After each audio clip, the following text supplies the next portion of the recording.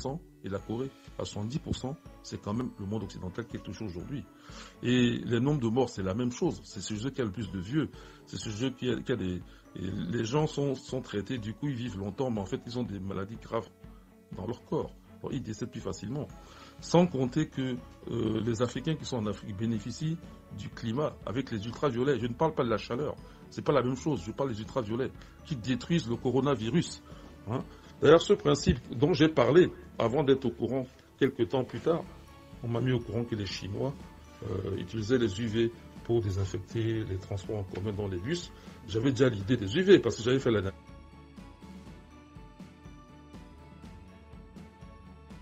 l'analyse. Même en prenant l'évolution de l'humanité et en regardant les conditions physiques. Voilà, j'ai bien vu que les UV pouvaient détruire ce virus. Et ce qui expliquait l'état de l'Afrique, malgré le manque de protection par rapport aux pays européens et asiatiques. Voilà. Donc, les UV protègent les Africains en détruisant le coronavirus. Ensuite, nous avons aussi notre propre corps. Hein. Avec la mélanine, nous pouvons supporter une exposition plus longue aux UV. Les autres ne peuvent pas s'exposer trop longtemps aux UV. Ils risquent des cancers de la peau. En tout cas, ils auront des problèmes à la fin.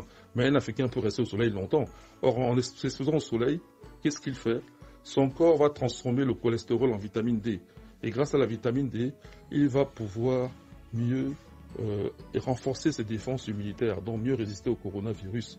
Hein. Cette même vitamine D, qui toujours synthétisée à partir du cholestérol activé par les rayons ultraviolets, qui permet aux nourrissons de fixer le calcium sur les os et grandir. Vous voyez, la vitamine D n'existe pas dans le corps humain parce que c'est un poison pour le corps humain.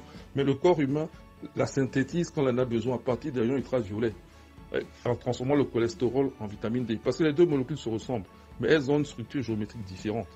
Donc, les UV permettent de passer d'une molécule cholestérol à l'autre molécule vitamine D au moment où le corps humain en a besoin, sans pourtant la stocker en permanence dans le corps humain parce que c'est un poison. Voyez. Donc la couleur noire intervient à ce niveau-là, c'est-à-dire que la mélanine protège des rayons ultraviolets tout en les laissant passer quand même. Du coup, sous la latitude africaine, quelqu'un qui a la peau noire peut s'exposer plus longtemps. Je répète parce qu'il faut comprendre de quoi il s'agit, peut s'exposer plus longtemps.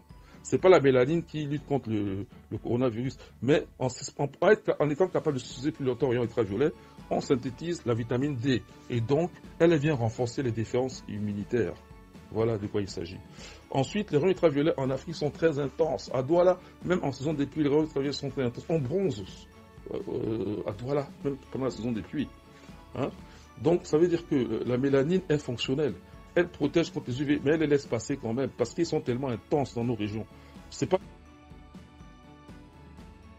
sûr que ça dure, parce que quand on regarde des études, y compris celles que nous avons fait nous au Sénégal, sur les autres coronavirus, on voit qu'ils circulent de la même manière, donc il est bien possible qu'ils circulent aussi là-bas. Et il est possible aussi qu'il y ait une espèce de protection qui pourrait être due à l'écosystème africain particulier. Et parmi ces éléments de cet écosystème, bien sûr, le fait de la prise de beaucoup d'antipaludiques